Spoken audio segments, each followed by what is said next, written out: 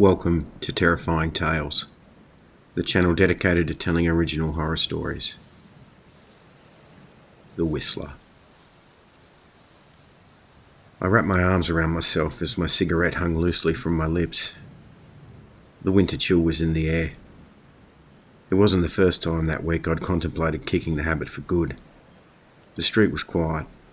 I was the only one stupid enough not to be in bed yet. The hum of engines carried to my ears from the distant highway. My eyes found the clear night sky, the moon and stars on full display. Jack Frost would definitely visit shortly. Streetlights stood to attention, lighting the rows of neat homes on either side of the street. A shiver rolled up my spine as I took a deep drag of the cigarette.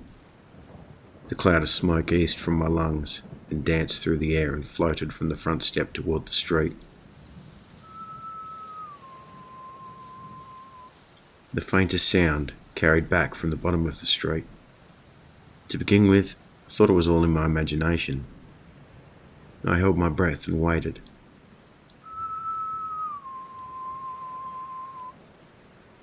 Sure enough, I heard it again. A faint whistle.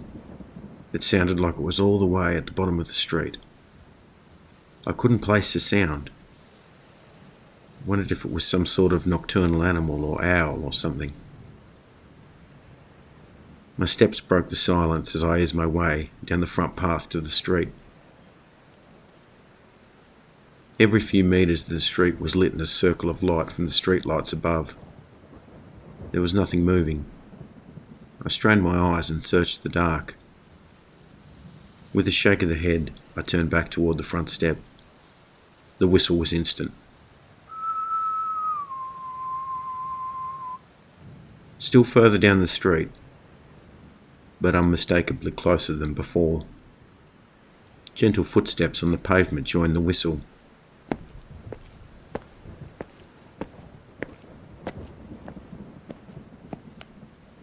With the cigarette finished, I flicked the butt into the gutter.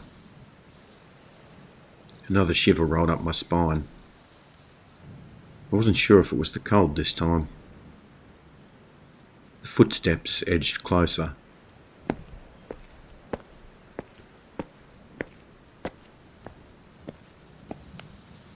I still couldn't see anything in the dark. They seemed to be only a few houses away now. I waited. There was a patch of pavement the footsteps were about to enter, lit by a streetlight. My heart almost leapt from my throat as the footsteps passed the patch of light, and I saw nothing. I stood frozen to the spot, and not because of the cold.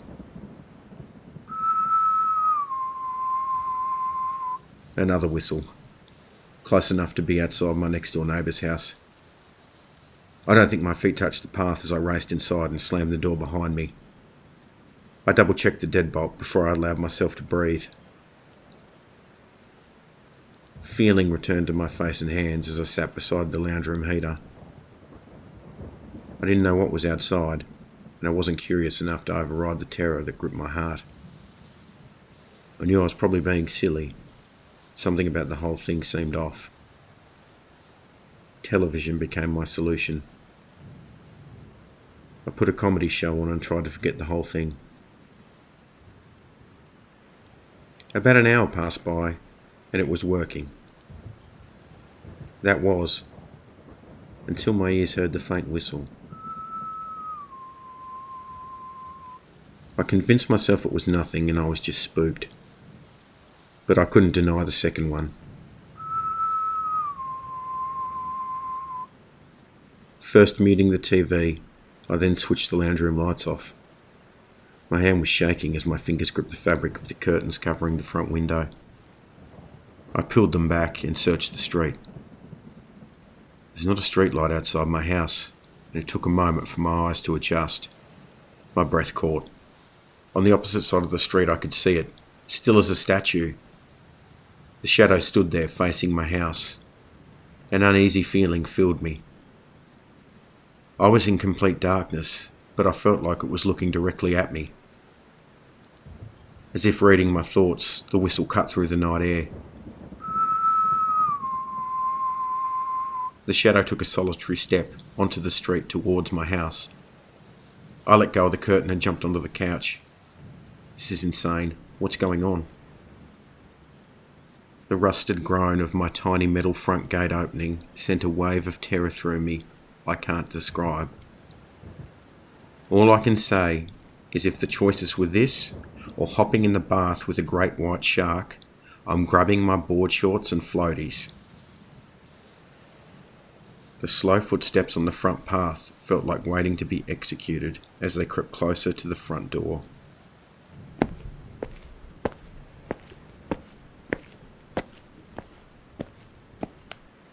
A touch of relief filled me as I knew with certainty I'd locked the front door.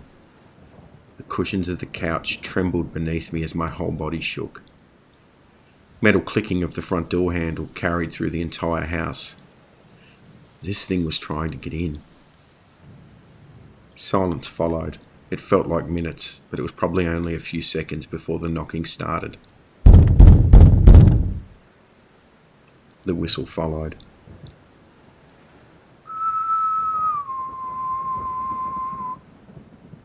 This thing was persistent.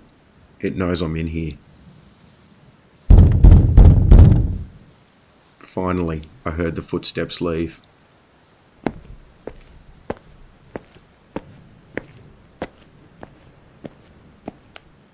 By the time the front gate whined to a close, I was a wreck. Despite this, I found the courage to leave the safety of the couch and chance another peek out of the front window. The shadow was gone. I don't mean leaving, it was gone. I jumped when I heard the bark in the backyard. Not full-blooded, just a yip. I'd forgotten about Benji. He's still outside. The floorboards creaked beneath my weight as I crossed the lounge room to the hallway, and then through to the kitchen. My breath fogged the window as I searched the darkness of the backyard. I couldn't see a thing. My finger felt for the light switch for the outdoor light, but I second-guessed myself. If that thing wasn't out there, I didn't want to draw its attention to me a second time. My heartbeat pounded through my ears as my hand came to rest on the metal handle of the back door. With my free hand, I twisted the deadlock slowly. The gentle click was as close to silence as I could hope for. I cracked the door and peered into the darkness. Benji wasn't there. Where the hell was he? Benji! Benji, here boy! Benji, where the hell are you? A yip echoed from the side of the house. He was at the side fence, as he often was, watching the street. Benji! Nothing. I was going to have to go and get him. I eased my shoes off. Yes, my feet would freeze, but my feet in socks made less noise on the concrete and the grass. Somewhere between a creep and a run, I rushed down the back steps to the concrete patio. Benji! 2 steps through the grass, I couldn't feel my feet anymore. Along the side of the house, I could see Benji sitting at the fence. Benji! Finally, he heard me. But so did something else.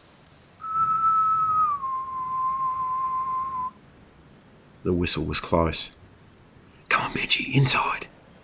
With a wag of his tail and a lack of urgency, the dog sauntered around me toward the back of the house. I trailed behind and made it to the patio as Benji disappeared through the darkness of the back door.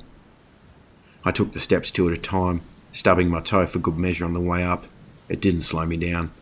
I wouldn't feel that until I had feeling in my feet again. I slammed the back door behind me with a satisfying slam and latched the deadlock. Sweat was pouring down my face. I rested my head against the back door. The trip outside hadn't been taxing, but the fear factor was high. As my breathing slowed and my heartbeat settled, the hand landed on my shoulder.